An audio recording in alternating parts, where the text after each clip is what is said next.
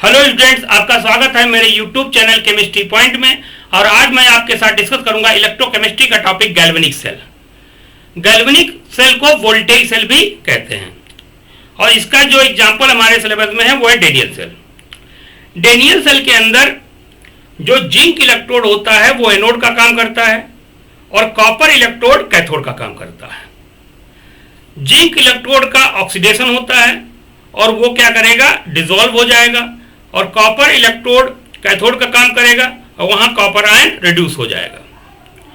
तो बात ये होती है जिंक इलेक्ट्रोड एनोड का काम क्यों करता है, कॉपर इलेक्ट्रोड कैथोड का काम क्यों करता है, पहले ये समझ में आए तब हमको डेनियल सेल समझ में आएगा। तो ये चीज समझने के लिए हम लोग क्या करते हैं, इन दोनों के स्टैंडर्ड इलेक्ट्रोड पोटेंशियल को कंपेयर करेंगे। जिस इलेक्ट्रोड का स्टैंडर्ड इलेक्ट्रोड पोटेंशियल कम होगा वो इलेक्ट्रोड एनोड का काम करेगा और जिस इलेक्ट्रोड का स्टैंडर्ड इलेक्ट्रोड पोटेंशियल ज्यादा होगा वो आपका कैथोड का काम करेगा। तो चलो देखते हैं पहले इनका स्टैंडर्ड इलेक्ट्रोड पोटेंशियल है क्या दोनों का। तो देखो, जो जिंक होता है, जिंक का स्टैंडर्ड इलेक्ट्रोड पोटेंशियल जो होता है आपका, इसको हम लोग ई नॉट या आपका E not Zn2 plus oblique zinc, ये वैल्यू कितनी होती है आपकी, माइनस का 0.76 वोल्ट। और कॉपर जो होता है उसका स्टैंडर्ड इलेक्ट्रोड पोटेंशियल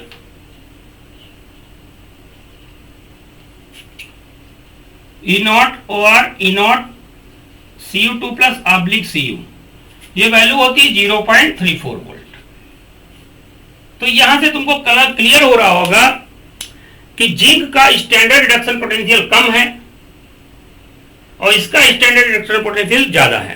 तो जिस इलेक्ट्रोड का स्टैंडर्ड रिडक्शन पोटेंशियल या स्टैंडर्ड इलेक्ट्रोड पोटेंशियल या स्टैंडर्ड रिडक्शन पोटेंशियल कम होगा वो इलेक्ट्रोड ज्यादा रिएक्टिव होता है और वो आपका एनोड का काम करेगा। तो यहां से तुम्हें समझ में आ रहा होगा कि ये वैल्यू ज्यादा है, ये वैल्यू कम है। यानी हम लोग बात कर सकते हैं रिड्यूसिंग पावर, ये इनवर्सली प्रोपोर्शनल होती है आपकी स्टैंडर्ड इलेक्ट्रोड पोटेंशियल, या हम लोग इसको कह सकते हैं स्टैंडर्ड रिडक्शन पोटेंशियल। तो इसको हम लोग पहचान करके हम देख सकते हैं कौन एनोड का काम करेगा, कौन कैथोड का काम करेगा। तो इस हिसाब से क्लियर हो रहा है कि ई नॉट आपका Zn2 प्लस अब्लिक जिंक ये कम है than Cu2 plus oblique Cu, इसीलिए जिंक इलेक्ट्रोड एनोड का काम करेगा और कॉपर इलेक्ट्रोड कैथोड का काम करेगा। तो ये चीज समझ में आ रही होगी। तो चलिए स्टार्ट करते हैं, इसका डेनियल सेल बनाते हैं। ये चीज वैल्यू दिमाग में रखिएगा, इसको नोट कर लीजिए।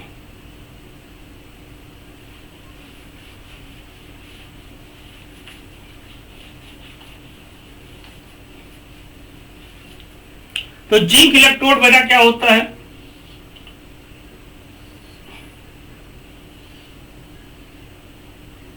इसमें हम लोग जिंक मेटल की रॉड को क्या करते हैं, जिंक सल्फेट सॉल्यूशन में डाल देते हैं। तो हमने बताया जिस इलेक्ट्रोड का स्टैंडर्ड इलेक्ट्रोड पोटेंशियल कम होता है वो एनोड का काम करेगा, वहां पे क्या होगा, ऑक्सीडेशन होगा और वो डिसॉल्व हो जाएगा। तो होगा ये कि जिंक यहां से टूट के Zn2 प्लस के फॉर्म में सॉल्यूशन में आ जाएगा और इसके जो इलेक्ट्रॉन होते हैं वो लिबरेट होंगे। वो कहां, इलेक्ट्रॉन हमारे कहां रह जाएंगे, रॉड पे इलेक्ट्रॉन आपके रह जाएंगे। इसलिए रॉड पे चार्ज कैसा हो जाता है, नेगेटिव, और सॉल्यूशन में चार्ज कैसा हो जाएगा आपका, पॉजिटिव।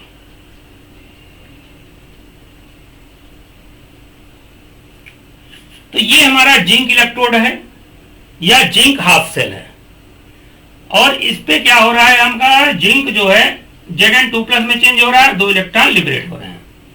ये पूरा नहीं गल जाएगा, ये कुछ समय तक होगा, इक्विलिब्रियम आ जाएगा, उसके बाद ये प्रोसेस रुक जाएगी और इक्विलिब्रियम पे जब चेक करोगे तो जिंक इलेक्ट्रोड पे हमारा निगेटिव चार्ज होगा और सॉल्यूशन में हमारा पॉजिटिव चार्ज होगा। ठीक है, और ये जो जिंक इलेक्ट्रोड है ये निगेटिव चार्ज है और ये हमारा एनोड का काम करेगा। कॉपर इलेक्ट्रोड जो हम लोग बनाएंगे इसमें क्या करते हैं,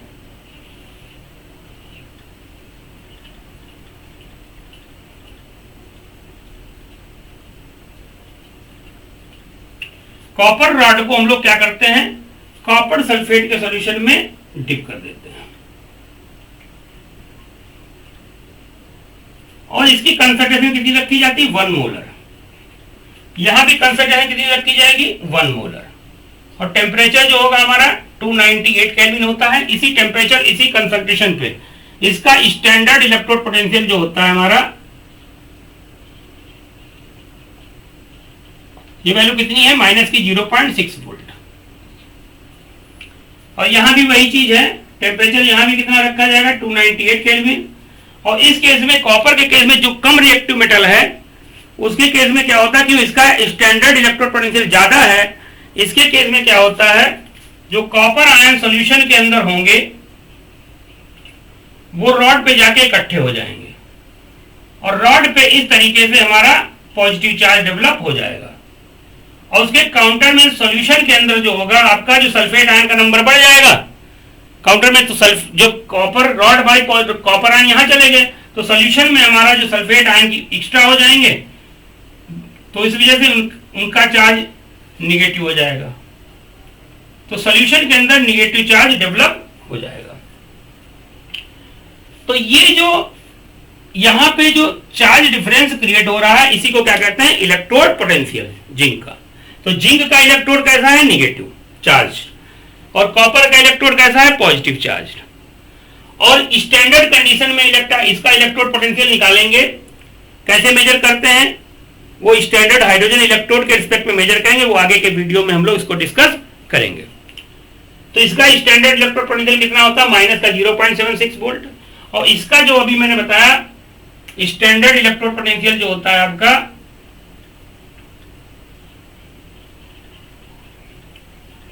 ये वैल्यू है 0.34 वोल्ट।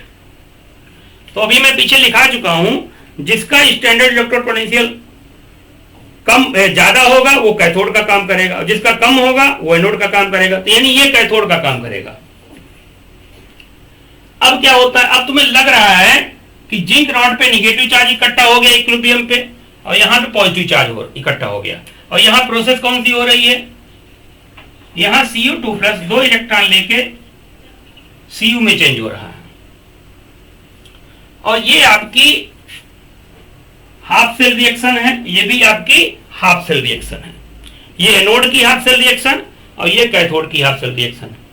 देखा ये गया है, जब इन दोनों को हम लोग ऐसे वायर से कनेक्ट कर दें इन दोनों इलेक्ट्रोड को, और बीच में हम लोग एक एमीटर लगा दें और यहां एक बल्ब लगा दें और इन दोनों को जोड़ दें, तो इलेक्ट्रॉन का मूवमेंट इस तरफ होने लगता है और यहां से इलेक्ट्रॉन का मूवमेंट इस तरफ होने लगेगा, और करंट का मूवमेंट हमेशा इलेक्ट्रॉन की डायरेक्शन के अपोजिट होती है। लेकिन जब यहां से हमारा निगेटिव चार्ज इधर जाएगा, ज्यादा निगेटिव चार्ज इधर जाएगा, तो सॉल्यूशन के अंदर पॉजिटिव चार्ज बढ़ता चला जाएगा। तो जब सॉल्यूशन के अंदर ज्यादा पॉजिटिव चार्ज हो जाएगा तब ये क्या करेगा, तब ये इलेक्ट्रॉन्स को इधर जाने नहीं देगा। ये पॉजिटिव चार्ज यहां धीरे धीरे बढ़ता चल जाने नहीं देगा, क्योंकि इसकी इलेक्ट्रिकल न्यूट्रलिटी डिस्टर्ब हो जाएगी। ऐसे ही यहां भी होगा, यहां सॉल्यूशन के अंदर जो निगेटिव चार्ज धीरे धीरे कॉपर आयन यहां जाएंगे, बढ़ता चला जाएगा। तो जब ज्यादा निगेटिव चार्ज हो जाएगा तो कॉपर आयन को इधर जाने नहीं देगा, तो इलेक्ट्रिकल न्यूट्रलिटी डिस्टर्ब हो जाएगी। तो ये इलेक्ट्रिकल न्यूट्रलिटी डिस्टर्ब ना हो, इसके लिए हम लोग क्या करते हैं, इसके लिए इसमें हम लोग एक अरेंजमेंट करते हैं। क्या अरेंजमेंट है, वो सॉल्ट ब्रिज। तो इसके अंदर हम लोग एक सॉल्ट ब्रिज लगा देते हैं।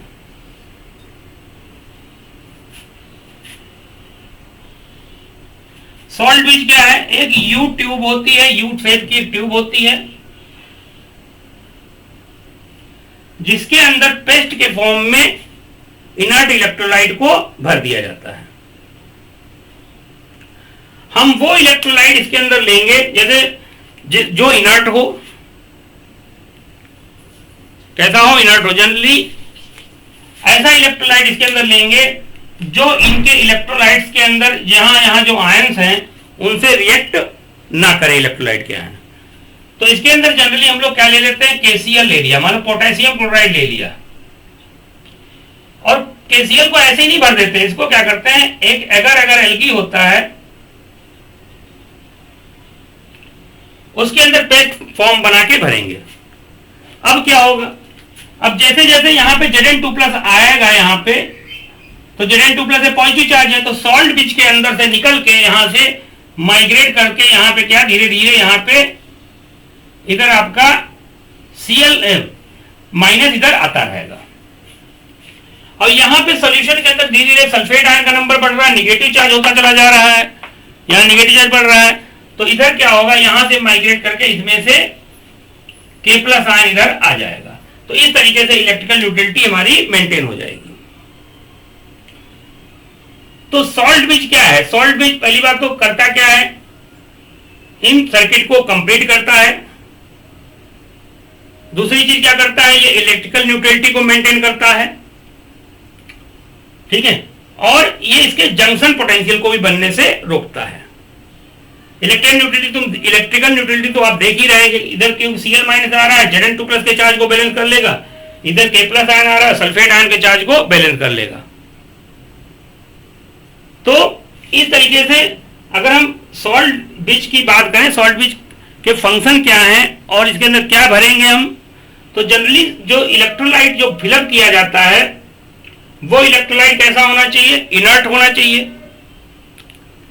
कैटायन की मोबाइलिटी एनायन की मोबाइलिटी के बराबर होना चाहिए, यानी जितना K+ इधर चले, जितना K+ इधर चलेगा उतना ही Cl- भी इधर चलना चाहिए। क्या भरते हैं? जनरली हम लोग इनके अंदर पोटेशियम नाइट्रेट, अमोनियम नाइट्रेट या पोटेशियम क्लोराइड को हम लोग भरते हैं। एक पॉइंट और याद रखना, अगर इसके अंदर मान लो जो सिल्वर नाइट्रेट का एक्वा सॉल्यूशन भरा हो, अगर सिल्वर नाइट्रेट का एक्वा सॉल्यूशन भरा हुआ है और यहां पे KCl ले लिया, तो KCl अगर ले लोगे तो इधर Cl- आएगा, Ag+ से रिएक्ट करके AgCl का व्हाइट PPT बना लेगा। तो यानी अगर हम यहां पे अगर इसके अंदर इनकेस अगर हम यहां पे इनकेस इसके अंदर अगर हम लोग क्या करें, सिल्वर नाइट्रेट का एक्वा सॉल्यूशन ले लें, तो हम KCl को सॉल्ट ब्रिज के अंदर हम KCl नहीं ले पाएंगे, क्योंकि KCl इससे क्या करेगा, रिएक्ट करके AgCl का PPT व्हाइट बना लेगा, PPT बन जाएगा और KNO3 बन जाएगा। तो ये PPT बनने से ये हमारा नीचे बैठ जाएगा, ठीक है, सिल्वर आयन बैठ जाएगा, तो ये काम नहीं करेगा। इसलिए अगर मान लो इनकेस ऑफ सिल्वर नाइट्रेट, ये क्वेश्चन नीट पे बन सकता है, सिल्वर नाइट्रेट अगर लेंगे तो हम KCl को यूज नहीं करेंगे, लेकिन पोटेशियम नाइट्रेट को ले सकते हैं। पोटेशियम नाइट्रेट ले सकते हो, यहाँ पे अमोनियम नाइट्रेट वगैरह ले सकते हो, लेकिन हम लोग ये नहीं लेंगे। क्या नहीं लेंगे? KCl को हम नहीं लेंगे, तो इसको याद रखिएगा। तो ये तो हो गए सॉल्ट ब्रिज। इसके फंक्शन क्या है? फंक्शन की बात करें, सॉल्ट ब्रिज क्या क्या फंक्शन करता है भाई? सर्किट को कंप्लीट करता है, ठीक है, नोट कर लेना है। सॉल्ट ब्रिज क्या करता है? सॉल्ट ब्रिज सर्किट को कंप्लीट करेगा। एक क्वेश्चन ये भी पूछा गया कभी कि सॉल्ट ब्रिज को अगर हटा दे तो क्या हो जाएगा, तो यानी सर्किट कंप्लीट नहीं रहेगा, तो पोटेंशियल डिफरेंस कितना हो जाएगा? 0। सॉल्ट ब्रिज ये भी करता है, अगर मान लो हम लोग सेपरेशन ना रखेंगे, सॉल्ट ब्रिज ना हो और दोनों इलेक्ट्रोड को एक पोरस एक कंपार्टमेंट ले लें, इधर हमारा मान लो जिंक रॉड ले लें, हम इधर हम कॉपर रॉड ले लें, दोनों इलेक्ट्रोड ऐसे ले लिया, पोरस पॉइंट लगा दिया, पोरस एक प्लेटफॉर्म, पोरस डायफ्राम लगा दिया, तो धीरे धीरे हम देख रहे हो अगर सॉल्ट ब्रिज नहीं होगा तो यहाँ पे पॉजिटिव चार्ज बढ़ना शुरू हो जाएगा, तो इस तरह पॉजिटिव चार्ज बढ़ना हो जाएगा Zn2+ की वजह से, इधर हमारा सल्फेट आयन की वजह से निगेटिव चार्ज बढ़ना शुरू हो जाएगा। तो इस तरीके से एक अपोजिट पोटेंशियल डेवलप हो जाएगा, जिसको क्या कहते हैं, जंक्शन पोटेंशियल। तो अगर सॉल्ट ब्रिज नहीं लेंगे तो जंक्शन पोटेंशियल बन जाए। क्यों? इधर देखो निगेटिव पॉजिटिव इस तरफ है और अंदर ये पॉजिटिव निगेटिव उल्टी डायरेक्शन में पैदा हो गया, तो ये क्या करेगा, हमारे इलेक्ट्रोड हमारे सेल पोटेंशियल को कम कर देगा। तो ये सॉल्ट ब्रिज क्या करता है, ये जंक्शन पोटेंशियल को भी बनने से रोकता है। और ये तो हो गई सॉल्ट ब्रिज की फंक्शनिंग। इस तरीके से इसमें करंट फ्लो होता रहेगा। अब बात होती है कि इसके ईएमएफ के बारे में। ईएमएफ मतलब इलेक्ट्रोमोटिव फोर्स कितना है या इसका पोटेंशियल डिफरेंस कितना है। अगर यहां पे एक वोल्टामीटर हम इसमें लगा दें तो वोल्टामीटर में कितना रीडिंग आएगी, तो ईएमएफ निकालने के लिए हम लोग क्या करते हैं, ईएमएफ निकालने के लिए ईएमएफ कहें या ई नॉट सेल कहें, तो ये कैसे निकलता है, standard electrode potential of cathode minus standard electrode potential of anode.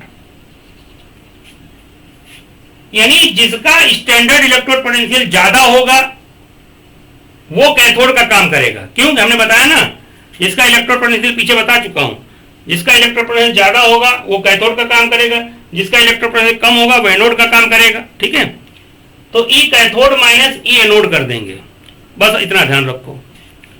Cathode कौन करेगा, जिसका एसआरपी स्टैंडर्ड रिडक्शन पोटेंशियल या स्टैंडर्ड इलेक्ट्रोड पोटेंशियल जिसका ज्यादा होगा वो कैथोड का काम करेगा, और जिसका एसआरपी या स्टैंडर्ड इलेक्ट्रोड पोटेंशियल जो होगा कम होगा वो हमारा एनोड का काम करेगा। इस बात को याद रखिएगा। ठीक है, इस बात को याद, इसी की बेस हमने क्वेश्चन आगे करेंगे अभी। तो इस सेल का अगर हम ई नॉट सेल निकालें तो ई नॉट सेल कैसा निकल के आएगा, तो ई नॉट सेल अगर हम मान लो बात करें तो ई नॉट कैथोड का देखो भैया स्टैंडर्ड रिडक्शन पोटेंशियल कितना है, तो यानी कह सकते हैं E not Cu2 plus oblique Cu और minus E not Zn2 plus oblique zinc. आप इस चीज से कंफ्यूज ना करिए कि यहाँ पे ऑक्सीडेशन हो रहा है यहाँ पे रिडक्शन हो रहा है, इससे मतलब नहीं। हम जो बता रहे हैं उस चीज को फॉलो करिए, उसी से क्वेश्चन निकल जाएंगे। जिसका एसआरपी ज्यादा होगा वो कैथोड का काम करेगा गैल्वेनिक सेल के अंदर, और जिसका एसआरपी कम होगा वो एनोड का काम करेगा। तो अगर हम इसमें निकालेंगे वैल्यू, तो ये वैल्यू कितनी है 0.34 और माइनस इसका कितना है, माइनस का 0.76। तो इसको जब सॉल्व करेंगे तो 0.34 और माइनस माइनस प्लस हो जाएगा 0.76, तो ये कितना निकल के आएगा 1.1 वोल्ट। यानी इस सेल का जो डेनियल सेल हमारा है स्टैंडर्ड केस में इसका ई नॉट सेल जो निकल के आ रहा है वो कितना आ रहा है हमारा 1.1 वोल्ट। अब इसकी सेल रिएक्शन को कैसे लिखेंगे, तो इसका नोट कर लीजिए। तो हम इसकी सेल रिएक्शन लिखना सिखाते हैं।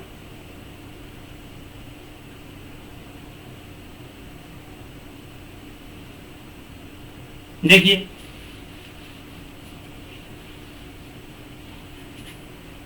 इसकी सेल रिएक्शन जो लिखेंगे वो इस तरीके से लिखेंगे, मैं बताता हूं।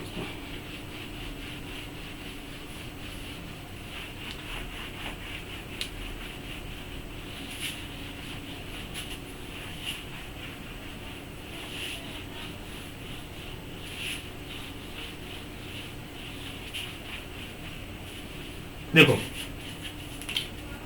जिंक पे क्या हो रहा है, ये हमारा Zn2 प्लस में और 2 इलेक्ट्रॉन लिबरेट हो रहे हैं। ये हमारा कौन सी रिएक्शन है, एनोड रिएक्शन। एनोड पे जो रिएक्शन हो रही है भाई, और Cu2 प्लस 2 इलेक्ट्रॉन लेके ये Cu में जा रहा है। ये आपकी कौन सी रिएक्शन है, ये कैथोड पे रिएक्शन हो रही है।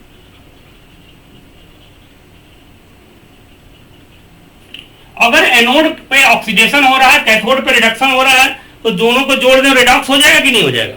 तो दोनों को जोड़ेंगे तो Zn plus Cu2 plus 2 electron, इधर क्या हो जाएगा Zn2 plus Cu plus 2 electron, electron electron दोनों तरफ कैंसिल हो जाएंगे। तो इस तरीके से ये हमारी रिडॉक्स रिएक्शन आपकी हो जाएगी या सेल रिएक्शन। इसी को हम लोग क्या कहेंगे, सेल रिएक्शन कहेंगे।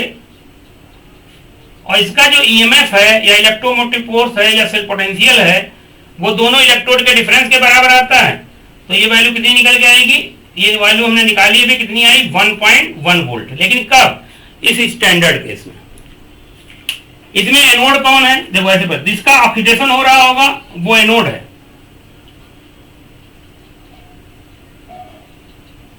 और जिसका रिडक्शन हो रहा होगा वो हमारा कैथोड रिएक्शन। ये एनोड रिएक्शन और ये हमारी कैथोड रिएक्शन। कैसे पहचानेंगे सेल को देख के, जहां पे ऑक्सीडेशन होगा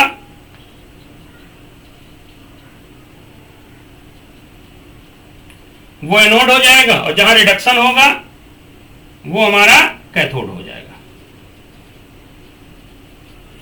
तो इस तरीके से हम लोग ई सेल निकालेंगे। तो इसको नोट कर लीजिए अच्छे से। तो चलिए हम लोग नोट कर लिया होगा। चलो नीट के हम प्रीवियस ईयर के क्वेश्चन जितने पूछे गए हैं गैल्वेनिक सेल पे बेस्ड, उसको हम लोग उन नीट के जो क्वेश्चंस हैं उनको करवाते हैं।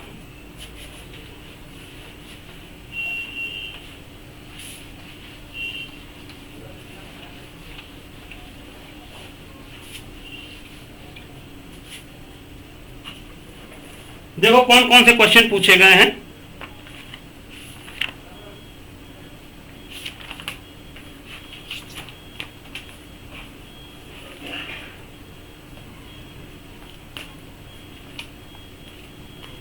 एक क्वेश्चन दे रखा है, कह रहा है Zn सॉलिड, ये आपका नीट 2013 का क्वेश्चन है,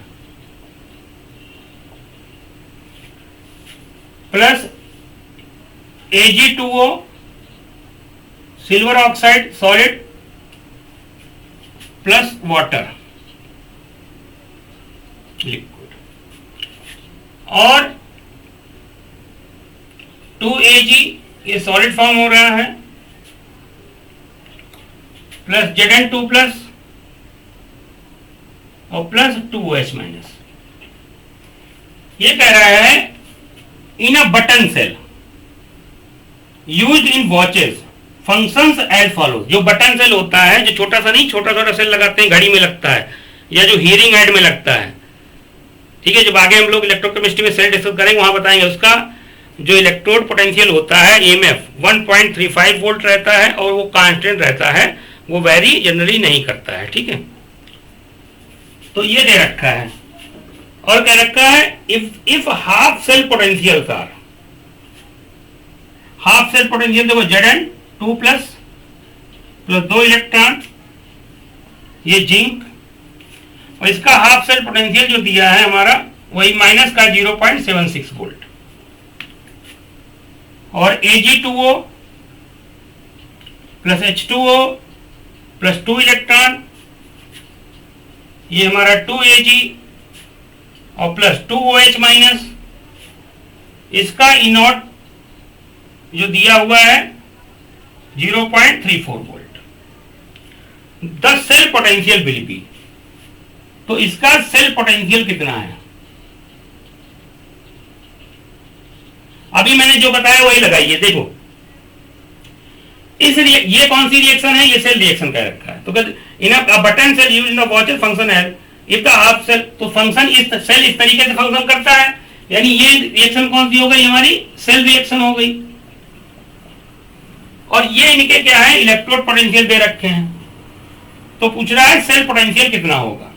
तो हमने बताया सेल पोटेंशियल निकालने के लिए क्या करेंगे, जिसका स्टैंडर्ड इलेक्ट्रोड पोटेंशियल ज्यादा होगा वो कैथोड का काम करेगा, और जिसका स्टैंडर्ड इलेक्ट्रोड पोटेंशियल कम होगा वो एनोड का काम करेगा। तो लेकिन यहां देखो, यहां पे जिंक क्या कर रहा है, जिंक हमारा Zn2+ में ऑक्सीडाइज हो रहा है, यानी जिंक इलेक्ट्रोड हमारा एनोड हो गया।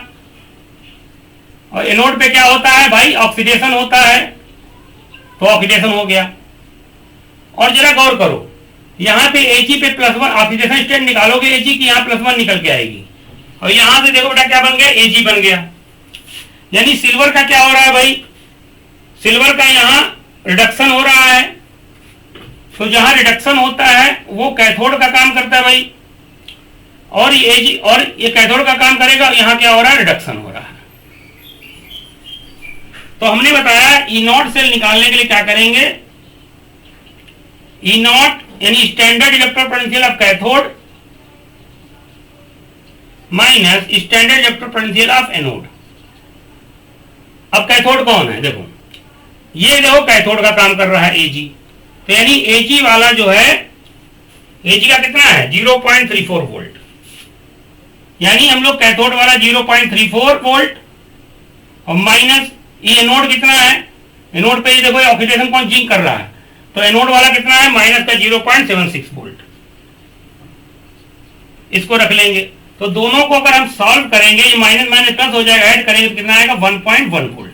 यही आपका आंसर है, ये नीट 2013 का क्वेश्चन है, देख लीजिए।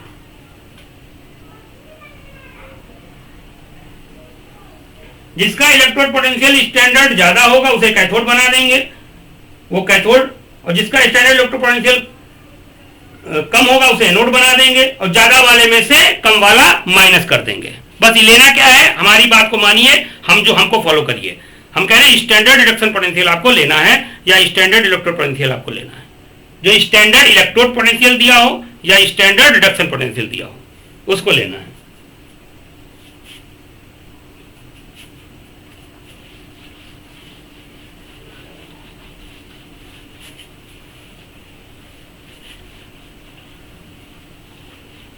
नेक्स्ट क्वेश्चन देखिए, ये क्वेश्चन आपका नीट का ही क्वेश्चन है, 2009 या 10-11 का ऐसे क्वेश्चन है। इसमें कह रखा standard electrode potential for Sn+4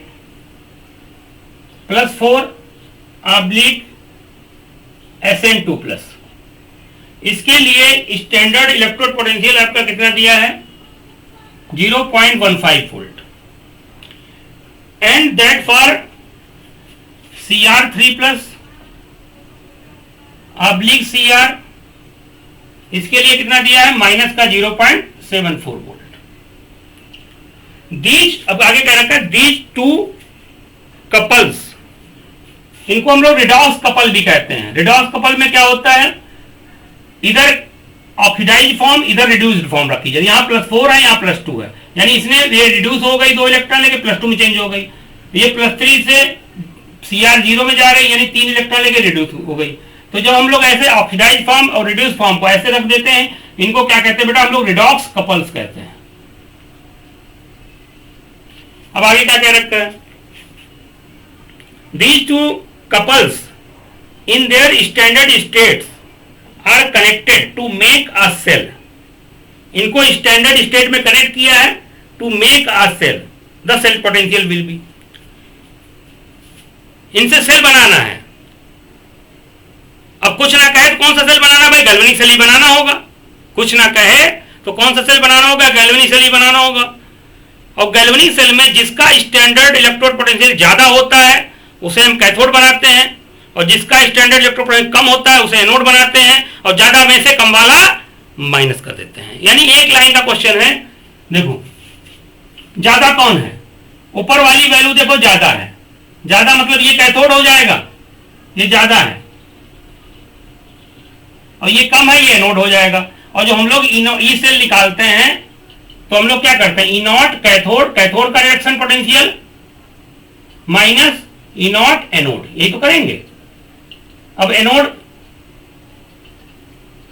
cathode कौन बनाए, जिसका SRP या स्टैंडर्ड इलेक्ट्रोड पोटेंशियल कम होगा, सॉरी ज्यादा इसका होगा, जिसका ज्यादा होगा उसे हम बनाएंगे कैथोड, जिसका कम होगा उसे एनोड बनाएंगे। यानी हम लोग 0.15 माइनस 0.74 तो ऐड करेंगे तो 0.15 और माइनस माइनस प्लस हो जाएगा, ये 0.74, तो ये 5 4 कितना हो जाएगा 9 और ये कितना हो जाएगा 8, यानी आंसर कितना हो जाएगा 0.89 वोल्ट। बताओ ये नीट के क्वेश्चन है। हलवा समझ में आया होगा। एक और क्वेश्चन देखिए, मैं इस तरीके से नीट के क्वेश्चन देख, समझ में आया कि नहीं आया। जिसका ज्यादा होगा स्टैंडर्ड इलेक्ट्रोड पोटेंशियल उसे हम कैथोड बनाएंगे, और जिसका कम होगा उसे हम क्या बनाएंगे, एनोड बनाएंगे।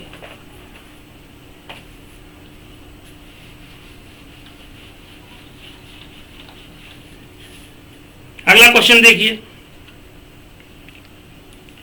इसमें क्या रखा है, on the basis of following E not values, नहीं ये नहीं सॉरी, हाँ एक क्वेश्चन क्या रखा है, an hypothetical electrochemical cell is shown below. एक कोई सेल दे रखा है हाइपोथेटिकल, कह रहा A oblique A plus, bracket में दिया है एक्स मोलर, और ये दिया है बी प्लस, ये लिखा है वाई मोलर।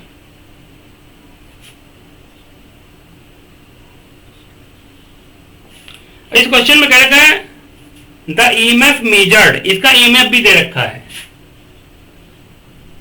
इसका ईएमएफ जो दिया है, ईएमएफ या ई सेल, ये कितना है 0.20 वोल्ट। कह रखा है द सेल रिएक्शन ही। अब देखो ये चीज मैं पीछे बताना छूट गया, थोड़ा ध्यान दीजिएगा। जैसे पिछला जो सेल था डेनियल सेल, उसको रिप्रेजेंट कैसे करते हैं, पहले उसको समझ लिए, मैं माफी चाहूंगा, उसको देखिए। जैसे उसमें हम लोग क्या था, जिंक जो होता है, जिंक रॉड को उसमें हम लोग एक आईयूपीएसी के हिसाब से जो होता है, एनोड हमेशा लेफ्ट साइड में रखा जाता है और कैथोड हमेशा राइट साइड में रखा जाता है, और बीच में डबल लाइन जो होती है सॉल्ट ब्रिज को रिप्रेजेंट करती है। तो एनोड हमारा कौन था, जिंक। तो जिंक किसमें चेंज हो गया, Zn2+ में। ये लाइन किस लिए दिखाई जाती है, ये फेज सेपरेशन को, ये एक्वस मीडिया है और ये जिंक सॉलिड है, ये सिंगल लाइन फेज को दिखाई जाती है, और बीच में क्या रहता है, सॉल्ट ब्रिज। उधर जाएंगे तो Cu2+ कैथोड, रिडक्शन हो रहा है कैथोड पे इधर, और ये सिंगल लाइन Cu, इस तरीके से। और यहां पे हम लोग ब्रैकेट में इसकी कंसंट्रेशन भी लिख सकते हैं। वहां पे कंसंट्रेशन कितनी थी, 1 मोलर, यहां कितनी 1 मोलर, ये 1m लिखा है, याद रखिएगा। तो इस तरीके से सबको हम लोग रिप्रेजेंट करते हैं। इधर हमारा ये क्या होता है भाई, नोट कर लेना इसको, ये हमारा एनोड है, और इधर ये हमारा क्या है भाई, ये हमारा कैथोड है। इधर से इलेक्ट्रॉन इधर जा रहे होंगे और करंट हमारी इस तरफ से इस तरफ आ रही होगी। तो इस तरीके से रिप्रेजेंट करते हैं, लेफ्ट एनोड राइट कैथोड, लार याद रखो, left anode right cathode, IUPAC के हिसाब से रखेंगे। कॉपी में जब भी बना होगा लेफ्ट साइड में एनोड होगा, राइट साइड में कैथोड होगा। सेल रिप्रेजेंटेशन भी इसी तरीके से होता है।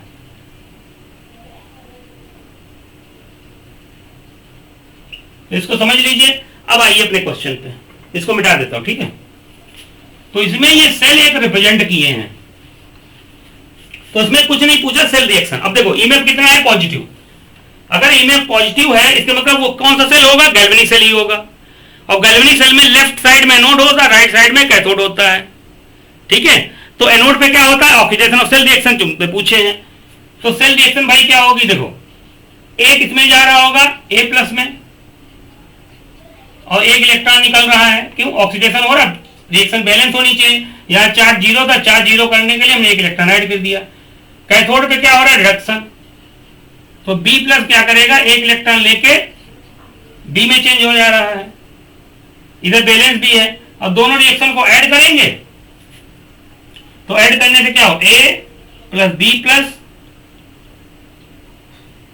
और प्लस इलेक्ट्रॉन और gives A+ B+ electron. Electron electron दोनों साइड में कैंसिल हो जाएंगे। तो सेल रिएक्शन कौन सी हो जाएगी, A + B+ gives A plus और प्लस बी। यही आपका आंसर है, यही सेल रिएक्शन होगी। ये आपका क्वेश्चन है नीट 2006।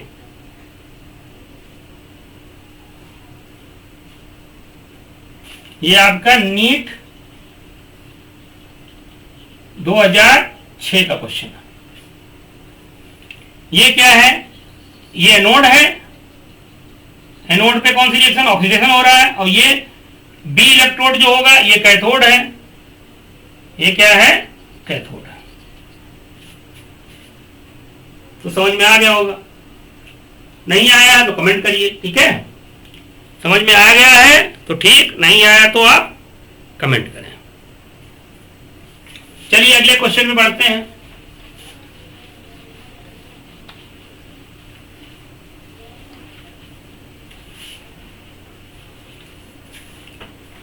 अगला क्वेश्चन दे रखा है इन्होंने, ई नॉट। ये आपका नीट 2006 का क्वेश्चन है। कह रखा है ई नॉट यानी standard electrode potential Fe2 plus oblique Fe। ये वैल्यू कितनी दे रखी है? -0.44 वोल्ट। यानी आपको डाटा नहीं याद रखना है, प्रोसेस याद रखना है। प्रोसेस डाटा आपको क्वेश्चन में बेटा दिया रहेगा। और E not Fe3 plus oblique Fe2 plus, ये वैल्यू दे रखी है हमारी 0.771 volt. The standard EMF of the cell, यानी बताना क्या है? EMF of the cell reaction. Cell reaction दे रखी है बेटा, देखो ये Fe plus 2Fe3 plus gives 3Fe2 plus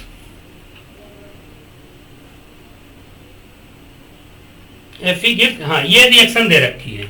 इस रिएक्शन के लिए क्या बताना है आपको? इस रिएक्शन के, ये सेल रिएक्शन दे रखी बेटा, और सेल रिएक्शन के लिए ईएमएफ बताना है, ईएमएफ या ई सेल। फिर वही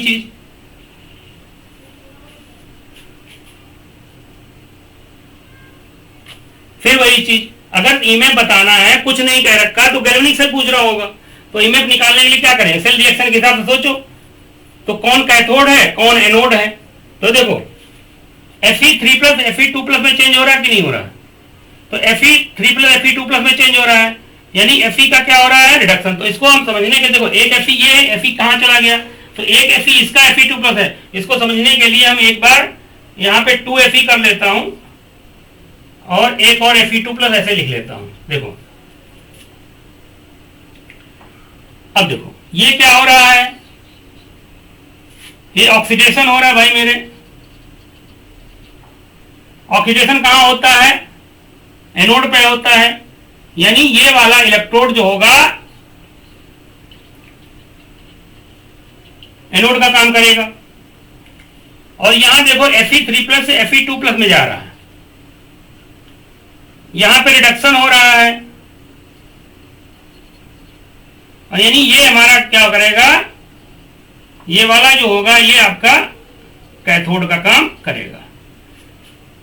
वैसे भी मैंने बताया जिसका एसआरपी ज्यादा होगा वो कैथोड का काम करेगा। देखो ये ज्यादा है, जिसका एसआरपी कम होगा वो एनोड का काम करेगा। तो ई सेल निकालने के लिए हम लोग क्या करेंगे? ईएमएफ निकालने के लिए E not standard electrode potential cathode minus standard electrode potential of anode, यानी ई नॉट ज्यादा वाले में से कम वाला घटा दो। डिफरेंस अगर पॉजिटिव आएगा तो गैल्वेनिक सेल होगा, डिफरेंस अगर पॉजिटिव आएगा तो गैल्वेनिक सेल होगा।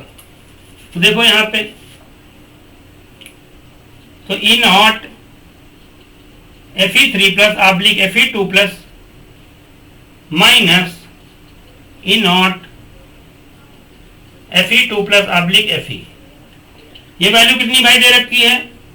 0.771 वोल्ट माइनस 0.44 वोल्ट।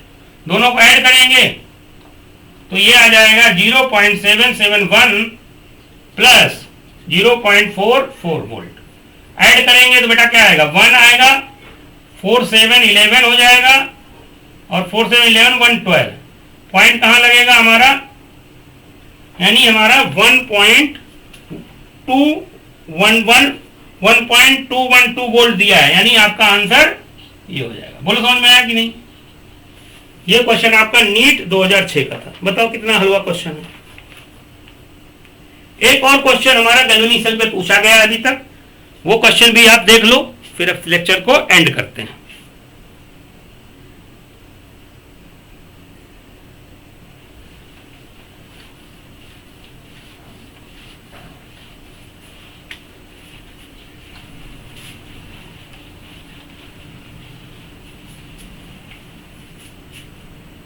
अगला क्वेश्चन है, ये नीट 1996 में पूछा गया था, 1996 में पूछा गया था AIPMT में। तब AIPMT होता था नीट, तब AIPMT होता था नीट, तब नहीं होता है। इसमें क्या कह रखा है, the standard electrode potential of following half cell reactions. ये स्टैंडर्ड इलेक्ट्रोड पोटेंशियल दिया है, Zn2 plus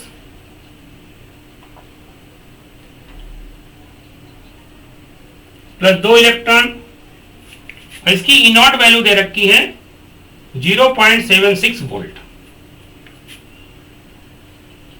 Fe gives Fe2 plus और प्लस 2 इलेक्ट्रॉन, इसकी E0 वैल्यू दे रखी है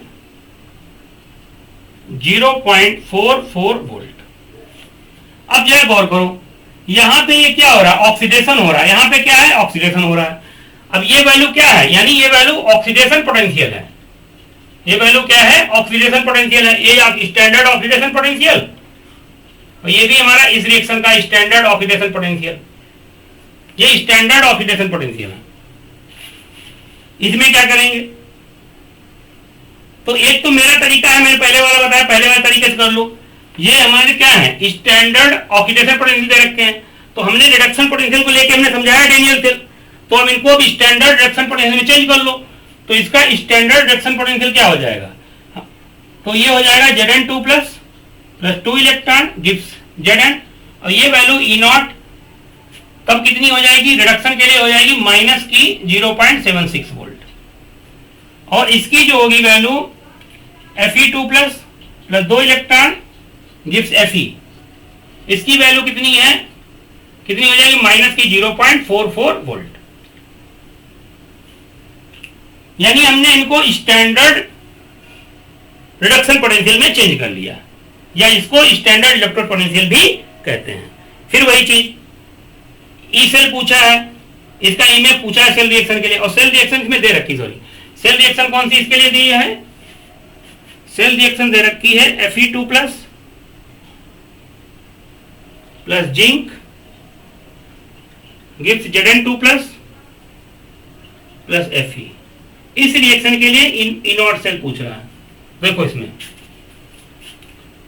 जिंक किसका काम कर रहा है, ऑक्सीडेशन हो रहा है कि नहीं जिंक का, जिंक Zn2 प्लस में जा रहा है, यानी ये एनोड हो गया, और Fe2 प्लस किस में जा रहा है, Fe में, यानी ये कैथोड हो गया। यानी आयरन इलेक्ट्रोड कैथोड का काम करेगा, जिंक इलेक्ट्रोड एनोड का काम करेगा। उसको निकालने के लिए क्या करें, फिर हमने बताया स्टैंडर्ड इलेक्ट्रोड पोटेंशियल लेके चलिए, कैथोड में से एनोड माइनस कर दीजिए, तो यानी E0 cell equal to E0 cathode. Cathode कौन है, Fe2 plus Fe। E0 cell equal to E0 cathode, cathode कौन है, Fe2 plus Fe minus E0 Zn2 plus zinc, क्योंकि जिंक हमारा एनोड का काम कर रहा है। तो Fe2 प्लस Fe वैल्यू कितनी दे रखी है, हमने निकाली है, ये माइनस की 0.44 और माइनस इसकी वैल्यू कितनी है, जिंक की माइनस की 0.76, ऐड करेंगे तो माइनस का 0.44 और माइनस प्लस हो जाएगा 0.76। माइनस का कम है, प्लस का ज्यादा है, घटा दीजिए। 4 में से 4 में से 2 जाएगा, कितना बचेगा 2, और 7 में से 4 जाएगा कितना बचेगा 3, यानी प्लस का आएगा 0.32 वोल्ट। यही आपका आंसर है। अगर आप इसमें चेंज नहीं करना चाहते हैं तो उसके लिए जानते हैं कि अगर दोनों ऑक्सीडेशन पोटेंशियल दे रखे हों तो ज्यादा में से कम वाला घटा दो, खत्म कहानी। दोनों अगर ऑक्सीडेशन पोटेंशियल दे रखे हों तो ज्यादा में से कम वाला घटा दो, तब भी वही आंसर आएगा, प्रोवाइडेड दोनों ऑक्सीडेशन पोटेंशियल दिए हों। अगर दोनों नहीं दिए तो चेंज कर लेना। यानी अगर हम यहां से निकालना चाहें तो आप ई नॉट सेल ऐसे भी निकाल सकते हैं, ज्यादा में कुछ नहीं, चाहे देखना भी आंख बंद करके ज्यादा में से कम वाला घटा दो। ज्यादा ये है 0.76 माइनस 0.44, तब भी आपका आंसर वही 0.32 वोल्ट ही आएगा, ज्यादा में से कम वाला घटा। तो आशा करता हूं आपको ये चीजें समझ में आई होंगी, आपको क्लियर भी हुई होंगी। तब भी कोई डाउट रह गया है, रह ही जाते थोड़े बहुत, तो उनको क्या करिएगा, आप पूछिएगा, कमेंट करिएगा, ठीक है। तो नेक्स्ट वीडियो में हम लोग इलेक्ट्रोड पोटेंशियल क्या होता है, इलेक्ट्रोड पोटेंशियल मेजर कैसे करते हैं, ये तो हमने स्टैंडर्ड इलेक्ट्रोड पोटेंशियल की बात की। नेक्स्ट वीडियो में हम लोग इलेक्ट्रोड पोटेंशियल की बात करेंगे, फिर कोशिश करेंगे उस पर कंसंट्रेशन का इफेक्ट क्या होगा, टेम्परेचर का इफेक्ट क्या होगा, अगर किसी इलेक्ट्रोड में आपकी कोई गैस है तो उसके पार्शियल प्रेशर का क्या इफेक्ट पड़ेगा, ये सारी चीज़ें भी हम लोग पढ़ेंगे, ठीक है। आपने अगर ये वीडियो पूरा देखा है और अगर आपने पूरा नहीं भी देखा है, आपको अगर समझ में आया है तो आपका बहुत तहे दिल से धन्यवाद। और कृपया अगर आपको वीडियो अच्छा लगा है तो अपने दोस्तों मित्रों को शेयर करें और हमारे चैनल को सब्सक्राइब करें, ठीक है। बहुत बहुत अगेन बहुत बहुत आपका धन्यवाद। Thanks for watching.